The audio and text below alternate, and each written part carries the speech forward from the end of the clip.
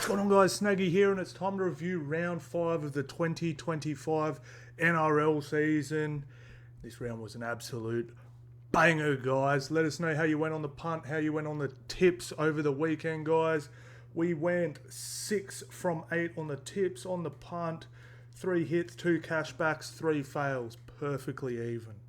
And I was stunk it up this weekend. I really did. We had a couple unlucky ones, but a couple terrible punts in there. So I'm not super mad at this one. I'd always say if you have a bad weekend and you come out even, that's a win, baby. That's a win. Anytime them bookies aren't taking money off you, that's a win, guys. So if you haven't already, guys, help me out. You can't call yourself a YouTuber until you have 10k subs. We're at about 9,700 now. If you can shoot us a sub, guys, that would mean so much. If you want to join our community, guys, jump in our Discord and Dabble and all that stuff. I'll leave links in the descriptions below. All right, boys, let's get through these games. As always, we'll just go through each game, break it down, talk about it a little bit. I'd love to hear all your thoughts on them, thoughts on anything I say as well, guys. Raiders versus the Sharkies. This was a banger, man. 24-20. Cowboys get it done against the Penrith Panthers, 22-18. Bunnies defeat the Roosters 2014. Parramatta notch up their first win of the year, 23-22 against the Dragons, banger. Dolphins notch up their first win of the year, 36-10. I had both of these, man. I had a feeling this year's going to be even. I didn't think there was going to be a team struggling with no wins a few rounds in, so our gut paid off there. Broncos win against the West Tigers, 46-24. Melbourne Storm do a Manly on Manly at Brookie, 48-24. And Doggies strangle the life out of the Newcastle Knights, 20-0. Warriors with the bye. Now, I'm just going to get this out of the way real quick, boys, all right? The reffing this weekend. I don't want to talk about each individual one. I know all week we're just going to hear about this call was wrong, that real call was wrong. You know I don't like talking about reffing. But the reffing this weekend was absolutely awful. Now, we had when I announced the crackdown, I'm like, oh, there's going to be so many stupid sin bins this weekend. And there was. But not only that, they're just the forward passes, bro. Like, I don't normally comment on forward passes. I normally sit there and go, look, we don't have the angle, man. Benefit of the doubt, line ball, whatever. Let's play on. Let's, 6 again, let's go. But there was so many blatant forward passes, and even just some shocking ones, like just blatantly forward. So I'm not going to address any more of the reffing, guys. They took it massive L's this weekend. And unfortunately, I feel like some of them even did or nearly influenced the game, which is what we really don't want. I hear people complaining about the refs, like someone be like, so-and-so got data and that knock-on was... I'm like, bro, your team missed 60 tackles. They completed at 60% and they lost by 30. Who cares? Like, you're just sooking. Like, you're being a sore loser, bro. Like, move on. But some of these were in close games and stuff like that, so I don't like that at all. Refs, you're on 300k a year. Be better. On to the ladder, boys. This has not updated yet. Let's have a little look-see. Still has not updated. We're going to have to come in here. Let's have a little look. I'll just have to go straight on the Google one. Alright, so table. Here we go. Bulldogs out on top, 10 points with the bye next week. How good is that? What a start from the Doggies. I don't look very lit up. I'm looking a bit dark. Broncos second, Melbourne Storm third, and the Warriors fourth. Now, Bulldogs out on top, but then we have 4 on 8 points. Then we have 4 on 6 points, and then 4 on 4 points, and then 1, 2. Wow, that is wild, man. A couple wins, you're going to shoot up the ladder real quick this year, guys. So that's why I'm not. There's a couple teams we're about to talk about soon. I'm not overly worried about if you go on a 3-game streak in this comp. If you can go on, so the teams normally break down their months. If you can go 3-1, so 6-2, you're going to just fire up into the top 4 so quickly this year. It's going to be awesome. It's going to be an absolute cracker. So what's top 8 looking like? Titans in the 8? How? The bye. Well, they did have 2 wins. That's right. I was very close having to give the Titans a formal apology. I'd been death riding them a little bit, but look, Wasn't a great performance from them, but we'll get to that. So we've got Warriors 4th, and then Rabbits, Seagulls, Raiders, Titans. How are the Knights 9th? Seriously. And then Sharkies, West Tigers, Dragons. So even comp, guys. It's going to be an even comp. On to the Raiders versus the Sharks. Raiders getting it done 24-20. Tries 2, Matty Nicholson, Huddy Young with 2, and Sebastian Chris with the game winner in the 78th minute. Hiroti, I really like him. He's nice. He looks like the mouldy Matt Moylan. And Britton Nakori with a double. Guys, second rollers are looking like, I think it was 2023, where we jumped on the second rollers bandwagon for anytime try scorers, and we lit it up, boys. We lit it up. Plenty of Hudson Young, plenty of Britton Nakora. It was, we were feasting there for a while, boys. Look, this is a brilliant game from the Canberra Raiders. 5-day turnaround, coming in on that heat. This is one of the tips I got wrong, one of the 2 I got wrong. Now, I thought because of all that turnaround and all that sort of stuff, I personally thought it might be a little much for Cronulla, but then when I heard Teague Wilton was out, I was like, Raiders are going to win this. And then I was like, no. Because what I stopped doing, what I'd done in the past, I can't remember if it was last year or the year before, but a player would go down like Wilton, like not their best player, but just like a good, solid player. And I'd panic and swap my tip, and then it would lose. And I'm like, I can't believe I swapped that 10 minutes before the game started and I ended up losing. It's the worst. We all know it, boys. When you change your bet or your whatever, you change your tip last second and it ends up winning, it's the worst feeling. So I'm like, I'm going to write it out. And to be honest, for 78 minutes, I was like, man, I'm a genius. But then obviously that last try there sealed it for the Raiders. But a 7 from 8 round would have been awesome this weekend. It really would have jammed me up real high into the leaderboard. Now, I will, obviously, guys, if you haven't heard, maybe you missed my last video, I will be doing our leaderboards for the tipping comp in the previews, not the post games, because they haven't fully loaded up and stuff like that. So, but yeah, look, guys, awesome from the Raiders. Like I said, all that heat. I thought the refs made a few dodgy calls that didn't go against them, that went against them, and they just found a way to win. It was awesome, man. I really, really enjoyed this game, and all of a sudden the Sharkies looking a little dicey, like, what are they? They're sitting here, 2 wins, 2 losses? No, 3 losses. 2 wins, 3 losses. We said this at the start of the season. This is the hardest draw they've had this year, and I didn't put them in everyone had them in their top 4. They're like, AFB's coming, top 4. Bro, I was like, man, their draw is actually really hard this year. They've had the easiest draw the last couple of years, and I was like, man, they're probably going to drop a few games that they haven't over the last few years. I think they're going to finish in the 8, but I don't think they're going to finish in the top 4, and that's sort of how it's looking. And just getting back to the AFB thing, like this is what I've been saying, boys, for ages. They didn't lack forwards. Like, AFB makes your team better. I'm not saying they're not better or their team's not as good or it's a lateral move in any way. It is a little bit of a lateral move, but it wasn't an area they were lacking. Like, AFB's been in 3 teams, and like, yeah, he's the man. I've sat there and said he's, he's the best prop in the comp at certain times of his career, but no one nut rided him harder than me. But I'm just like, it's not like everywhere he goes, it's just not like he's Glenn Lazarus where like he goes somewhere and wins them a premiership. Like, they look a little better with him in their team. And like I said, it's this spine that's just not working. It's just Nicho Hynes again, like really, really struggles playing off the back foot, and it's not horrible. We're judging them to win a premiership. Like, for example, if Cronulla came last year, I'd be talking about how good they looked and how great they were playing, but we're judging them at that really strict level, top 4 team pushing for a premiership, and I just don't see premiership there. I really don't. But they've got plenty of work to do. I just really think they should tinker with this spine now. Play a month with putting Hynes at fullback, Atkinson in the halves, and just drop Will Kennedy or whatever, or use him as a utility.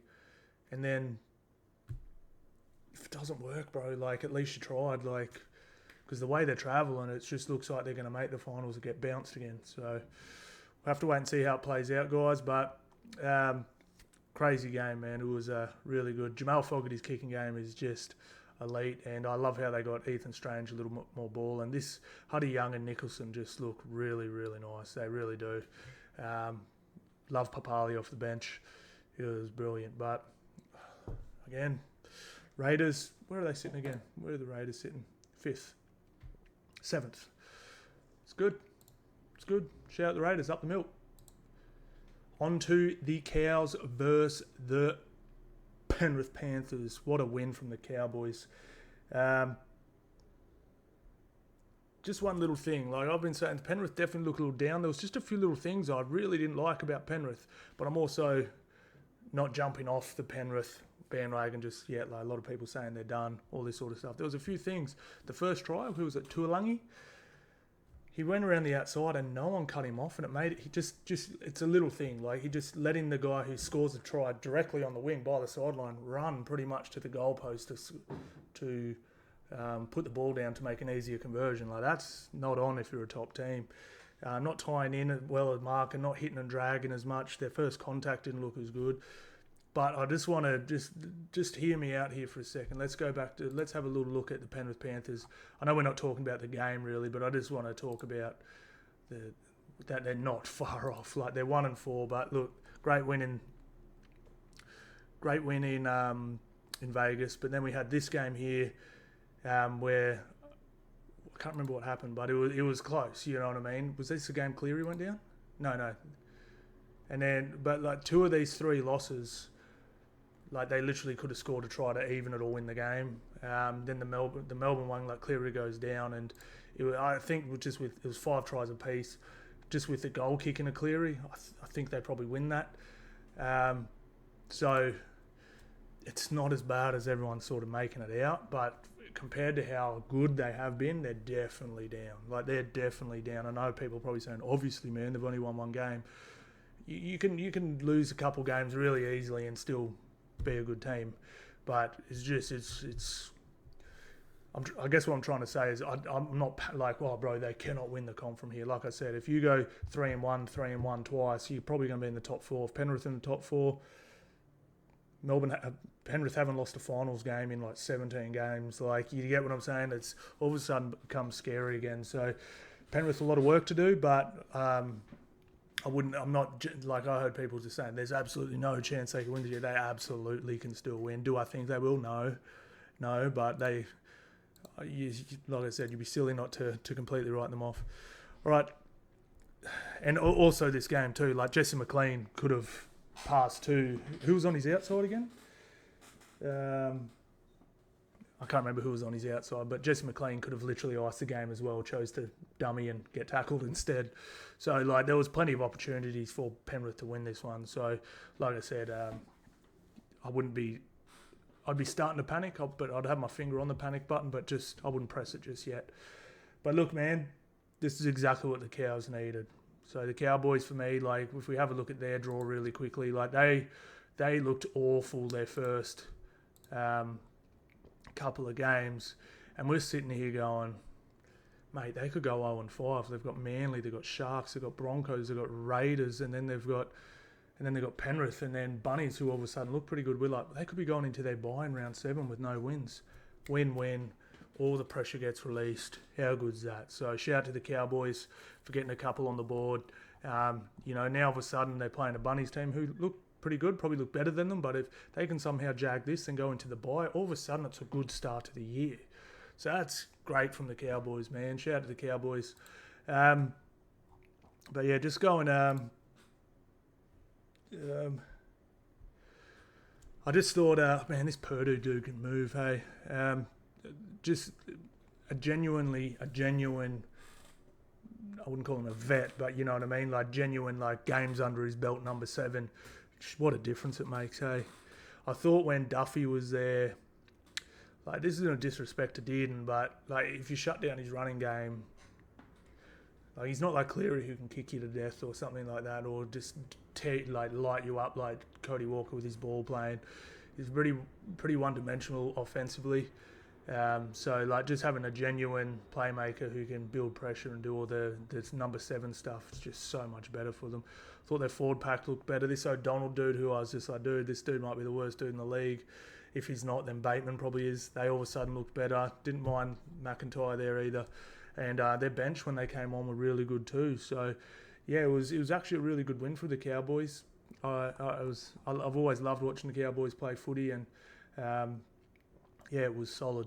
Now, Penrith desperately need players back, so let's have a little look. When are they getting everyone back? So we've got next week for Dylan Edwards. We've got Sorensen next week as well, and then To'o, who they really missed in this game, round 9. Now, Panthers, they need to find some more meters coming out of there. Just the way they play, they really rely on outside back meters. They need to find some somewhere. Jenkins, Casey McLean's just so young. I don't know if he's 19 yet. If he is, like, reminds me a lot of Critter when he first came to the league. Critter used to get ragdolled, bro. Like, people forget that. They act sort of like like current day Critter was what he was like when he first started the Penrith. Nah, bro. He had his boy body when he came into the league and used to get ragdolled and fended off and stuff pretty heavily, and just gets hammered pretty hard in contact. But they really need Edwards back. I don't think people realise, like, everyone's copied them now, but that fourth tackle run that Edwards takes, where he always finds a seam in the defence and gets a legs tackle and just gives Cleary time to just put up an absolute monster, or just literally, like, when Cleary has time, he could, from halfway, he could kick it into a bucket in the 10-metre line. Like, that's how precise his kicking game is. So they really need that extra bit of ruck speed there.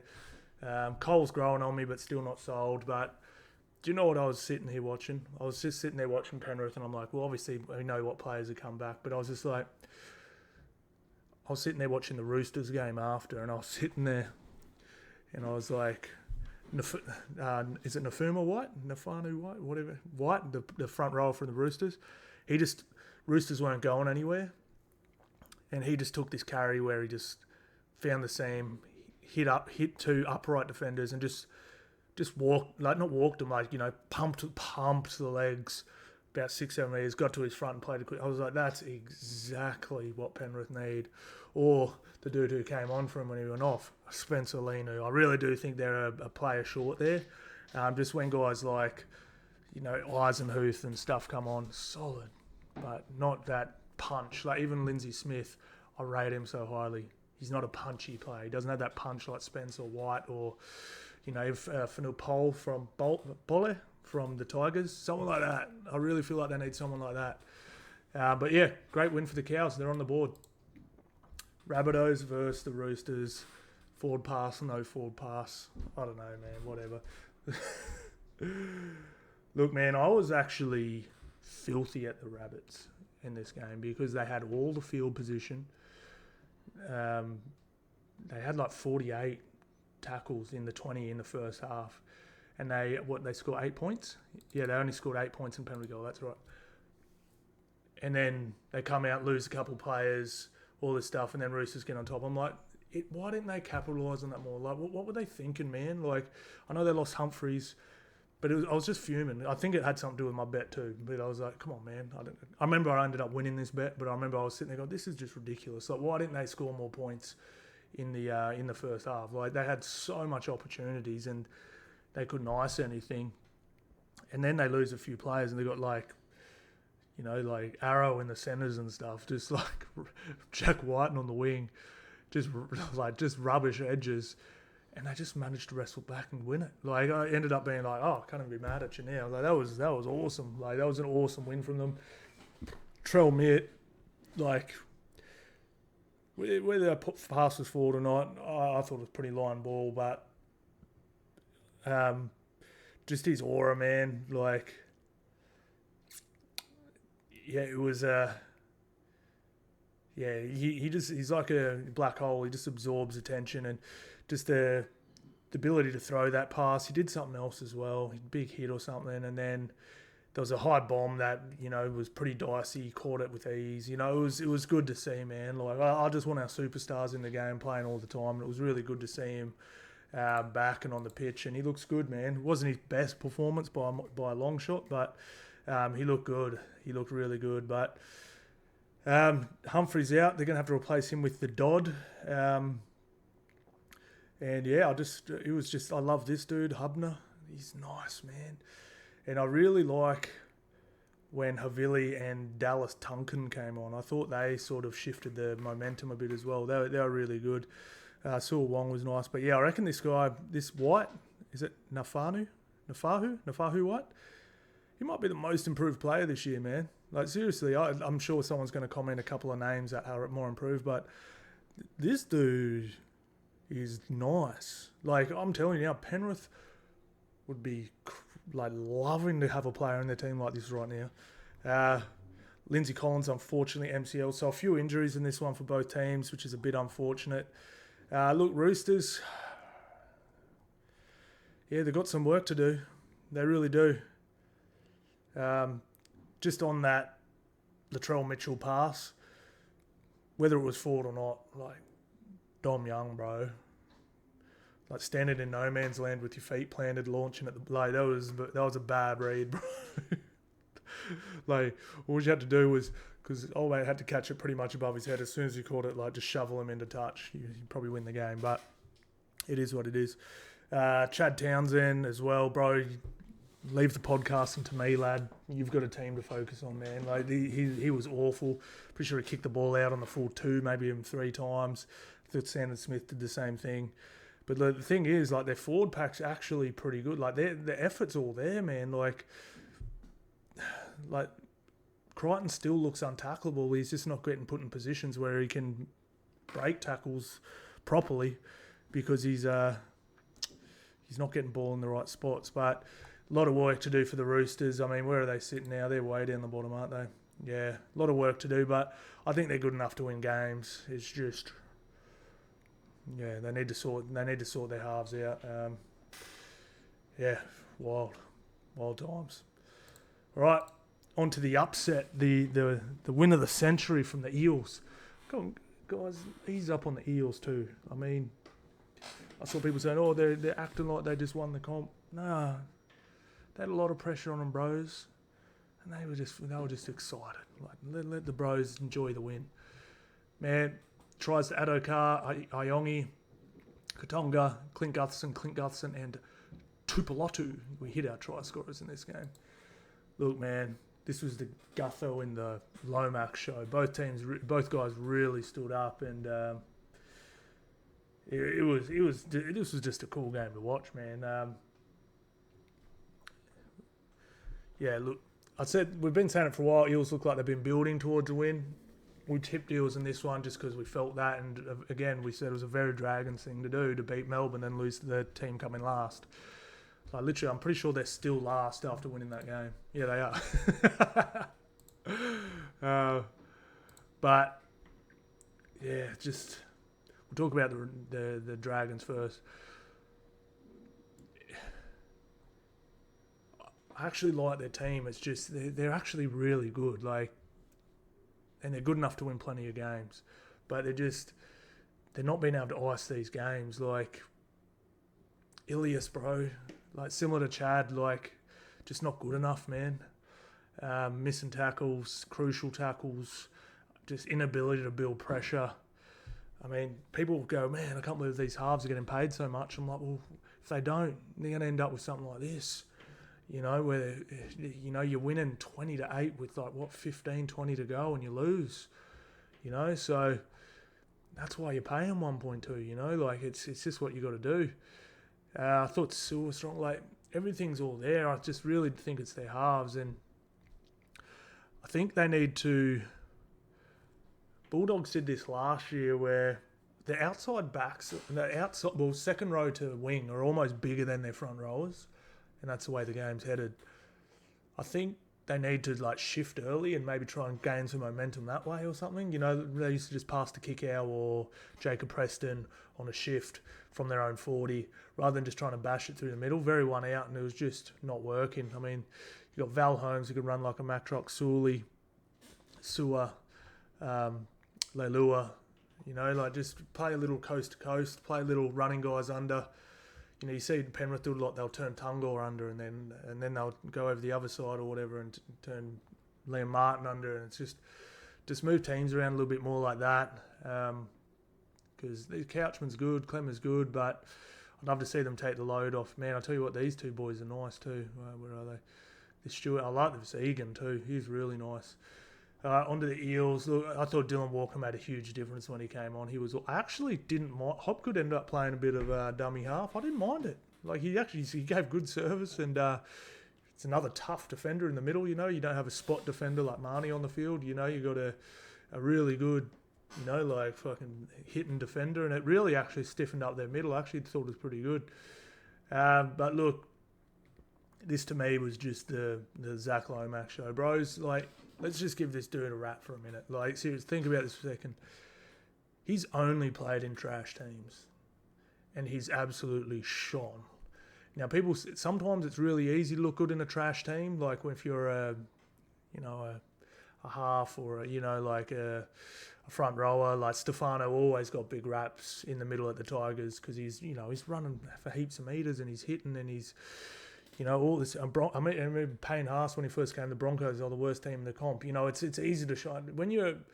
How many outside backs are we seeing at a good club go to a bad club and then you just forget even who they are? They lose their rep honours and all that stuff. Zach Lomax has shone in two really bad teams over the last 6 or 7 years or whatever. So you saw how much it meant to him after the game. Like to slot that, the long ass goal to hit it, to get tied up and then hit the field goal, man. Like he's so strong, man. I reckon he could crush a watermelon with his guillotine. The way he throws defenders off him when he's on him, like he's doing that at front rowers, man. So I just wanted to give him a special shout out.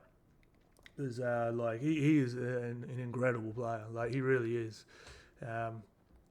Iongi, I thought was his best game. Nearly blew it for him, throwing that ball over the sideline, but held it together there. But yeah, they're just desperate. Like Hawkins' game management's pretty poor, all that sort of stuff. He did something, I can't even remember what it was, but I was just like, bro, when's Mitchell Moses coming back? Oh man. And like I said, if you actually dropped all their injured players back in, they actually look pretty good, man. I mean, Mitchell Moses and Jack Williams, probably the only two that make it back in, and Dory's was actually pretty solid too, but they did look okay, like again. And like I said this in the ladder, guys, I actually don't think there's a bottom, like a wooden spoon roster.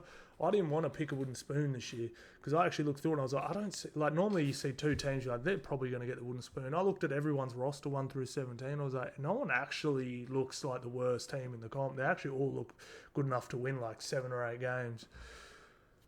But, it's going to be the team that gets hit with the most injuries or whatever and stuff like that. It's going to end up with the spoon. But yeah, so we'll have to wait and see. Definitely a good win for the Eels, but again, celebrating. But yeah, I wouldn't celebrate that victory for too long, boys. Let's move on to the next one. We win 2 of your next 5, and then we'll talk. On to the Titans versus the Finns. Man, I can't remember this game. It was so crap. Oh, that's right. All right. So we obviously had Dolphins to win this one. Now, this was the problem with the Titans. And a few of the bros in the comments, I don't hate the Titans, by the way, boys. I think I am a little dirty at the Titans because I didn't like the way they ditched Holbrook for Des Hasler. I actually thought they were building really nice. And I just was like, man, I think they look better under Holbrook ever since. But I just don't like the way it's put together. And this game was the perfect example. If you watch last week's game for the Titans, they win through the middle. Brimson, Campbell are getting the ball over the ad line. We know how good they are when they're doing that. That's sweet. But my problem is, and they're going to win so many games like that this year. Like they are. Like Titans are going to win games. I actually don't think they're going to win the spoon anymore. I think I put a bad bet down, unless they get pumped with injuries or something. They're going to win games like that. But what happens when you're not winning the ruck and you're getting slow play the balls? We'll go watch the first 10 minutes of that game, and you'll see about. They had 2 sets inside the 10. I reckon they had 7 crash plays. Just 7 crash plays in 2 sets of 6. I think it was a set reset or something. There was like one from dummy half, crash play, then someone tried go over from dummy half again, then another crash play, then it was like 6 again. I was like, what are you doing, bro? Like, throw some shape. Like, what's going on here? Offload, like something. Like, you know, it was really bad. But like I said, I called that from the start. It was just 3 fullbacks, and they didn't even have their hooker this game either, which you know, was a pretty big out too. So half their spine out. Look, we'll give them benefit of the doubt, man. Dolphins were desperate for this win, and you know they got it. On to the Finns. Look, Hammer, way more effort. What do we say? But also, Dolphins were quicker through the middle, and I said this in my post game on TikTok. They won more collisions. They got quicker play of the balls. That allowed Jeremy Marshall-King to get out of dummy half, which gave Katoa and Nikorima more space, which gave Hamaso more space, and they just looked like a completely different football team. They put 36 points on in a trot. So, just so much better. But I definitely need to see, I think, even a little more effort from Hammer, but it was so much better. Like, I just want to have a look at his stats, actually, really quickly. I'm pretty sure his stats actually were all right last week, but it was more, he got a few. Look at that, bro. 190 metres, 17 carries, 48 post. That's the big one. He was getting no post contacts in his other games. Line break, assist, tries. Like, just better, bro. Just better. You know, so, yeah, it's just a lot better. So, shout out to the Dolphins. They're on the board. Like I said, up there in 4th. They're only minus 10. You know what I mean? So their for and against is actually pretty good considering. They're only minus 10. I mean, there's teams up in the top 8 that are minus 2, minus 4, minus 4. You know, so if they rack a few wins up, they should be able to shoot up this ladder pretty quickly. They really should. Up the Finns. Broncos Vs Tigers. Now I tipped Broncos in this one. This was a weird game. I'm so impressed with the Tigers, man. Like, they had no Luai in this one. I thought they won. Like, we're talking about Paddy Carrigan and stuff in Payne Haas. I thought they won so many collisions. I thought their line speed was great. I thought they were really good. They go up to Suncorp Stadium to play a full-strength Brisbane Broncos. Or Ezra Mann's out, but you catch my drift. Pretty close to full-strength Brisbane Broncos without their best player, or their only rep player, I guess. They were good, man. I like, people like, man, it was 46-24. It's 7 tries to 5, bro. They just had a shocking night with the boot. You know, like we had, whereas on the other hand, Broncos 7 from 7 and 2 penalty goals. That's like 18 points, man. I don't know if my maths are right there, but it's a lot. It's a lot, guys. So I was actually really impressed with the Tigers. I liked what I saw, man. I really did. I don't know how long Luai's out for. Just a week, I think. They're a good team, man. I was saw enough to, like, you know what, they can dead set push for a top 8. They can at least this year be in that hunt for that top 8 spot. And I just want to give this dude a rap too. And like, I don't know if you've been following me for a while, guys. You know I don't rap these young guys too often when they're coming through. I'm like, bro, stop comparing this dude to Billy. He is not the next Cameron Smith. Shut the hell up. Tell you what, man, I like this kid, eh? Like, I tell you, without Luai there, I tell you what, I like him, man. He runs. It's like Isaiah Yeo, right? Like, the reason why he's so good, he always takes the right option, but he runs enough to open up his ball playing. He ball plays enough to open up his running, and he's only really got 2 options because that's what it does. Lockie's is like the same, but he's got 3 weapons because he can kick as well. Like, he runs just enough to open up his ball playing. He ball plays just enough to keep the line up, and then he kicks just enough to keep him on it. It's actually, I was sitting there watching him play. I was like, he had Broncos' defensive line all over the place at times. Like I said, I'm not too sure how many carries he got, but let's have a quick look. I'm sure it would have been like a decent amount for a half. Lockie Galvin. How many runs did he have? Where is he? Lockie Galvin. Where's his runs? Lockie. Where's his runs? Why can't I see it? Oh, all runs there. Look, he did not have 29 runs. That's why I kept thinking that was contact meters. That's insane. But anyway, like I said, sometimes you just 3 tools is all you need, because all you're doing as a half, you're playing a guessing game. So you're like, he's good at these 3. Like this is I talked about Dearden before, right? I'm like, if you don't fall for his show and go, he's not going to rip you apart. You know what I mean? Like, just like pretty much just if Dearden has the ball, just run and tackle him. Like, you know what I mean? Never fall for the, we're short outside, so maybe I'll hedge. No, just tackle. If he passes you and skins you, whatever, at least you didn't look like an idiot. With Gowan, it's just like you're playing a game of, you're just making them play. They're gambling. They've got to make a decision. All right, what's he going to do? He's got these 3 tools. And I just actually loved it. It was every time I was a kick went through, like a short grubber. Oh, that kept him honest. And then they would sort of drop back and boom, he'd skin him on a net. Like, it was really, really nice. Like I said, maybe not a lot of people noticed that because he wasn't like scoring tries and like setting up all these crazy tries or whatever. Well, maybe he did.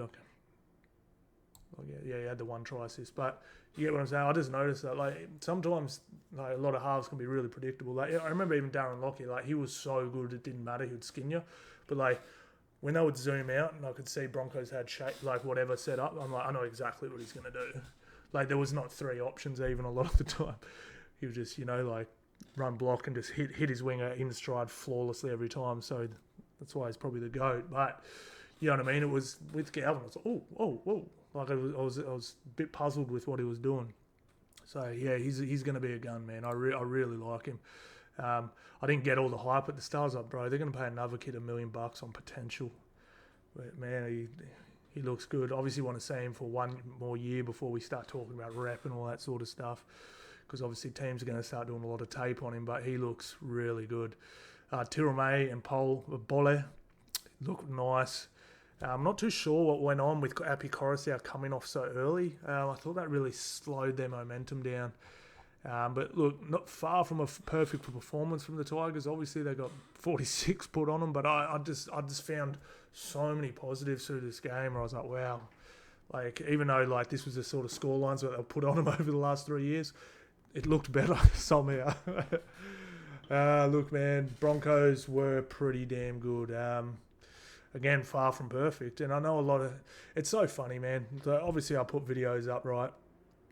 And just how people have their minds made up. And you can tell they're trying to find things that are good and bad about teams. So I did my video up Broncos, talked about how good they looked, they're so trash, they leaked 24 points. But then I put my Storm video up, literally nearly an identical scoreline. And everyone's like, they're going to win the comp. No one's going to touch them. I'm like, what the hell? Like, bro, it's the same scoreline and you just have completely different, like thoughts on whether they were good or not. It was pretty funny. Man, Shabosky, I spoke about most improved players. White and probably Shabosky as well. Look, big news. Renault goes down. You know what that means, boys. Put Reece in your super coach. Usually takes over the goal kicking and a lot of long kicking as well. I felt like they did try a little hard at times. Like Pakes took a few silly runs and stuff.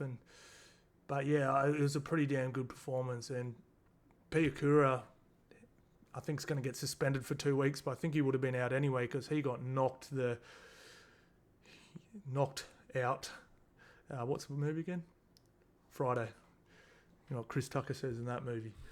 But yeah, so Billy Walters more than likely coming to the halves. Man, Xavier Wilson, I just want to talk about this bro for a second. I hope they give him more game time. So 2 things, right? I genuinely think this guy could be the next like Tino. He looks like a little bit of a hybrid of... He's like a hybrid of maybe... Yeah, probably Tino and Payne, or Tino and Tarpany, like a bigger, taller guy. He scored a couple of tries, didn't he? Yeah, he did. But just I want to see some more. Like I was watching the Mouldy game this year, and I was watching it, and like not that he didn't stand out, like, but I was thinking there, I was like, I think he's the best player, our best forward out there, but he just needs more reps and more, like more confidence to do the things he does. Like Payne Haas didn't throw an offload for like 2 years because it was just like you're young and you just run it hard and tackle hard. I'd love to see him get some more minutes in his legs to speed his development up because, number one, I think they might need it. And number two, keep Payne Haas fresh for the finals, bros. Like, do you really want Payne Haas playing 70 all year? And then you come up and you go, all right, cool, who we got? Oh, Melbourne. Like with a busted Payne Haas because he's had to carry the team. I reckon if you can dial Payne Haas's minutes back to about 50 minutes and give Xavier a good 30 and win games, like, I'd love to see if Broncos are winning games 20 plus, just Payne straight off, Xavier on, you know what I mean? Like, keep Payne fresh, man. Payne's playing 60, 70, 80 minutes and getting their asses whooped for like 4 years. Could just shave 2 years off his career, man. Like, yeah, I'd love to see that because I think it'll pay dividends in two full ways. I think Xavier Wilson, to me, like sometimes when front rowers are young, you don't want to, they get those teething injuries and stuff. He looks mature enough now that he can handle first grade for 30 minutes, just 30 minutes, bro. Like he'll be fine. So hopefully they do that. But yeah, cracking game, man. It looked like a lot of fun to be at if you're a Broncos fan doing all that nonsense. Sea Eagle Storm, just like the new Manly, and they did it at Brookie. They scored 3 tries in 5 minutes, like 3 times, right? No, here. That is outrageous. That is outrageous. Man, we had under 36.5 points, which even after this, I was like, nah, it'd be fine. And then I was just like, oh, even after this try, I was like, no, we should still be sweet. Like, Manly will wrestle back, mate. Nah. And then on top of that, of course, Pappenhausen, who I was like, he's not a great goal kicker. He won't be that great with the boot. Flawless. Oh, man. Yeah, look, guys, Manly...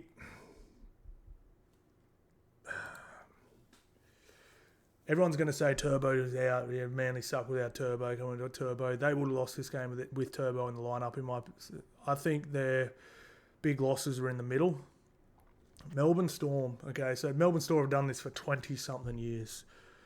All their money's dumped here, and here. It is the best spine in the comp.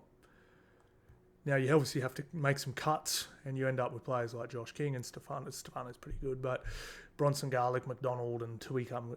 You can get on top of that forward pack, but what you can't do is let that forward pack get on top of you and let the bros go to work, because they will put 50 on you, bros. Do you remember, I think it was just before Paps, there was about a season and a half of it, where Melbourne, when Cam Smith and all that were young, they were sort of more of a grindy team, beat you 18-4, all that sort of stuff. But as the baton got taught, like sort of passed on to these other guys, I think people forget, like Melbourne were, bro, they were putting 50 and 60. I'm pretty sure they were like smoking the all-time point scoring record one year. And then I remember Paps was averaging something like, it was ridiculous. Like, Paps was literally averaging something silly like 18 points a game. It was like seriously. And then he shattered his kneecap and went out. Like, they look a little bit like that again, which is concerning for a lot of clubs. I stand by what I said. I don't think they look unbeatable. You have to pump their forward pack. I've said this for a while. The reason why, everyone's on Harry Grant's nuts, and I love him. He's great, but I just don't think he's Cam Smith is. I don't think he plays off the back foot. If there's no ruck speed, Harry can struggle, and obviously then that makes Munster and Jerome Hughes is a front foot player. Cam Munster can play off the back foot for sure, and Pappenhausen plays off the back of everything. So if nothing else is happening, Paps can't do much. So that's why I stand by. I think they're definitely beatable. I don't think Melbourne are a lock for the Prem or anything like that, but you have to beat them through the middle. And no Paseka simply was awful. His lateral movement, like just giving away pens. I I thought Olakau'atu was brilliant. Tom Trbojevic was brilliant. And the only time Manly sort of got on top was when Nathan Brown and Bullymore. Bullymore's going to be one of the most improved players as well. He's been enormous. When they sort of started winning the ruck a little bit, that's when they scored. I think it might have only been one try actually in the first half there. But they won that period. They won that little sort of 7-8 minute period. These are sort of tries and garbage time here, which don't really count. But look, Manly obviously need Turbo back to win games, but man, they need Aloiai back too. Aloiai's injured himself. Where are they? Paseka, round 25. That's too long, boys. He's going to be back just for finals. Josh Aloiai, round 6. They need him back. And where's Croker? Where's Croker not on here? I think they need him too. I don't know about Tavanga. I'd rather Tavanga off the bench and he can come on and play lock if you need him to. Come on and play lock or dummy half if you need him to. But, man, it was an absolute carve up there. Those 2 5-minute periods, like 18 and then 36 points in 10 minutes. Like two 5-minute periods. That is insane, bros, against Manly. Look, I said this before the game. I don't know if you guys agree with me. I love Lehigh, bro. He's going to be a gun. But I actually think they're a better team right now with Kohler there. We saw how damaging he was when he got some ball, right? I want him touching the ball a lot. He's bigger, stronger, got his man body, faster too, I'd say. I think Lehigh to the wing, Kohler to fullback, just while Turbo's out. But, yeah, Manly, look, what they look like to me is identical to last year. We're going to sit there and go, top 4, man, they can beat anyone. And then we're going to be like, wow, what a... And they're going to finish like 5th or something. That's just what it looks like to me. They look almost identical to last year. But, yeah, crazy game. Crazy game. Hopefully, I love watching them play. So I really want them to finish in the top 4 and push for a final. So fingers crossed they do. Well, let's look at some new shoes here, boys. I've already got those. What else we got here? Jordans. Nah. All right. Bulldogs versus Knights. Man, I haven't written anything down about this because the game finished about an hour ago. Bulldogs, man. Bulldogs had... No, we'll talk about the Knights first. So, again, if you guys watched my preview, you sort of said I was trying to find a reason for the Knights to win. And the reason I didn't take the Knights to win was... I don't like Tyson Frizzell in the second row. I think he's morphed into a middle, and this Thomas Cant. When they have Kai, Pierce, Paul and Lucas running those lines, it spaces out their edges because they're really good line runners. Gives Ponga more space. It frees up Marju. It frees up Breast. Points.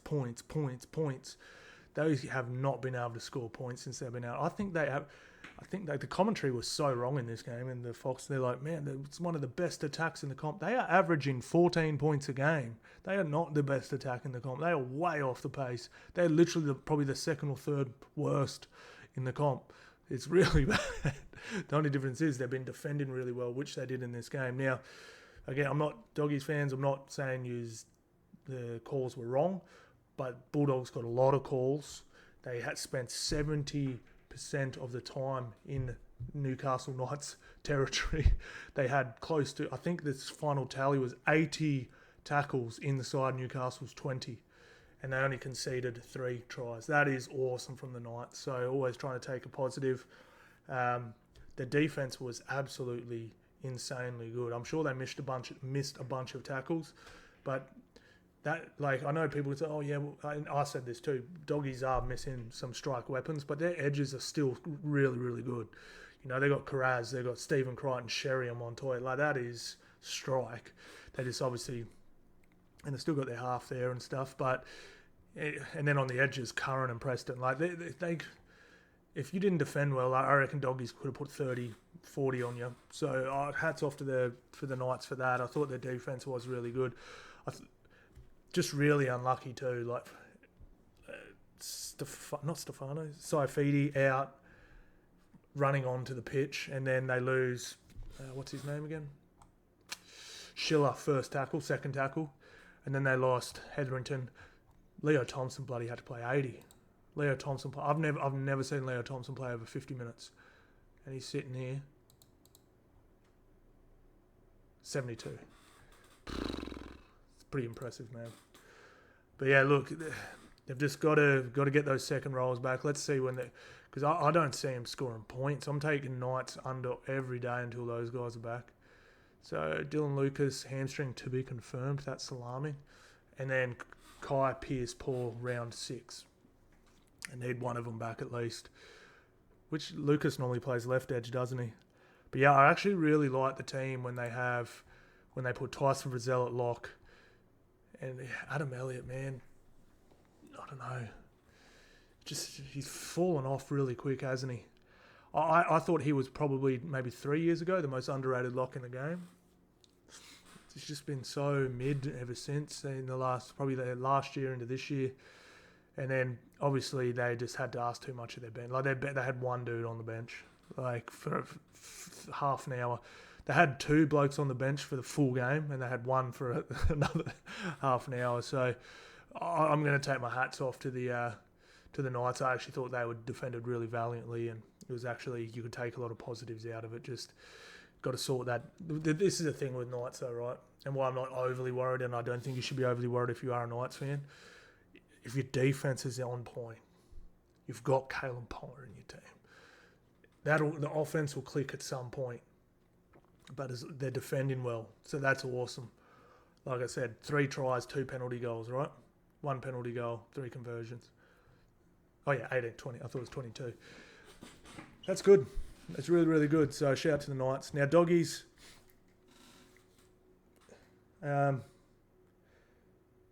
Actually, I know it sounds weird. I didn't think they actually played that good, but the overall thing of it is awesome, right? Like, when I say they didn't play good, I'm like, I'm not bagging them. I just mean like a bit sloppier than they had been in the past. There was a few poor fifth tackle options and bits and pieces like that, and they spent so much time in the other half. So it's not like I'm not going to rave about a team for scoring 3 tries when they spent 70% of the game inside Knights attacking thing. But what really impressed me is just all their effort stuff, all the no talent required stuff, kick pressure, line speed, like tying in at marker, just like effort from marker. Like if a dude zips out and you're running at his legs, he's sort of trying to step away from him, and then the line comes and crashes him over.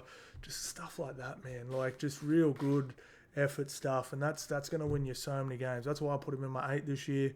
I was like, I just think they're going to win a lot of games off that. I don't know if they're going to improve at all, but I know they're going to win games, and they have improved. But I said I don't know if they're going to improve at all, but just on the effort and the way they play, I think they're going to make the 8. So hunch confirmed.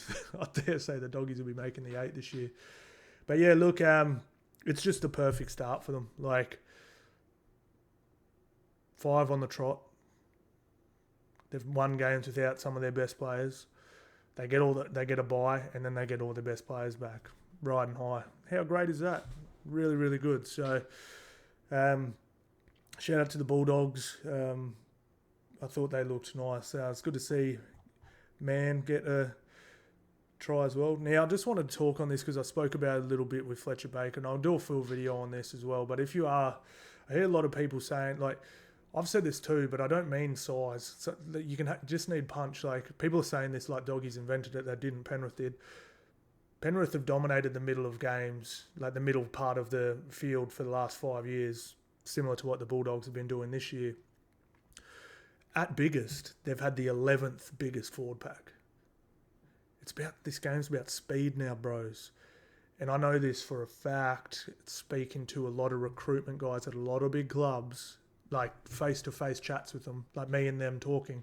This isn't like third-hand information. This is not third-hand information. Like, I've had recruiting offers from one of these, I'm not going to say which ones, but one of these 2 teams and a couple of other really big clubs. and they're not looking for big boys anymore. Obviously they are, but like I said, well, what's a front row going to look like in 5 years' time when these boys came through? And they said, Pat Carrigan. That's what they're looking for. They're looking for Pat Carrigans. They're looking for line speed. They're looking for lateral movement. They're looking for power and strength. You still have to have the power and strength. You can't be a weak middle forward. But there is a big difference, sometimes like a guy like Laurie will be gone from the game. Like a guy like George Rose or Sam Cassiano, those guys will be gone from the game. And that's why I was talking about AFB a little bit earlier. I think that forward, from what I'm hearing from people like recruiting at the grassroots level, that big front row is probably gone. And the way to play footy in the middle now is going to be, like Penrith have been doing the whole time. And there's sort of everyone copies, obviously. We saw everyone start wrestling when Melbourne couldn't be beaten and they're wrestling everyone. Is they're going to, take that model of, Fisher Harris, Moses Leota, 6'1", 105 kilos, lateral, fast, hitch it, but they can hit you like a Mack truck. And that's what they're looking for. So this pack's fine. So the reason why I had when I was saying Doggies pack wasn't big enough like a couple of years ago when they were getting pumped, and that's why I said it wouldn't be an issue this year. This pack actually has a bit of punch in it. Like when you got, what's his name, who's suspended now? Satilli, Dave Fafita, Max, they've actually got a bit of grunt about them. It's not, they're not going to fold you like Olakuatu or anything, but you get what I mean. They've got a little bit of nip in them, and they can tackle hard, and that's what they're really looking for. So, you heard it here first, boys. You heard it here first. But yeah, great win for the Doggies. Great start to the year. Like I said, I don't think they'd been flawless or anything in those games that they've won over the past few, missing those top players, but they won them. And now they get them all back. What an awesome start. So shout out to the Doggies out on top. And who do they play when they come back, actually? Oops. Do not want to watch the highlights of that game. Oops. We don't want that either. Oh. All right, so who do the Doggies play when they come back? Bunnies. It's a good game. That'll be Good Friday, right? Just on that, Doggies fans, I said this in my video after. I don't want to see those. I don't want to see a crowd under 30,000 this year, man. Doggies fans, can't say you're the best fans in the league when Broncos are pulling 15k more than you to a game. Come on, Doggies fans. I want to get on your bandwagon, but I'm only going if you fill them stadiums up. I want to see a blue and white army. And I don't want to hear this nonsense about it's a Thursday night or a Sunday night. So what? Go. You don't have to get shit-faced and pass out in the street. You can go to the game, bang your drums and go home. All right, round 6, Finns versus the Panthers. Dragons. What's that? That's at Suncorp. Man, Panthers, imagine if they went 1-6 or 1-5. Dragons versus the Titans. That should be a good game too. Broncos versus the Roosters again. Sharks. Oh, this is a banger. Shark Park, Seagull, Sharky. Ooh, both coming off losses. Ooh, spicy. Rabbitohs versus Cows. Eels versus the Raiders. A Darwin. Raiders going from Canberra to Darwin. Storm versus the Wars. Damn Wars. At Amy Park too. Oof. Knights versus the West Tigers and Bulldogs with the bye. That's it, lads. Thank you all so much for watching, guys, and I'll see you on the next one.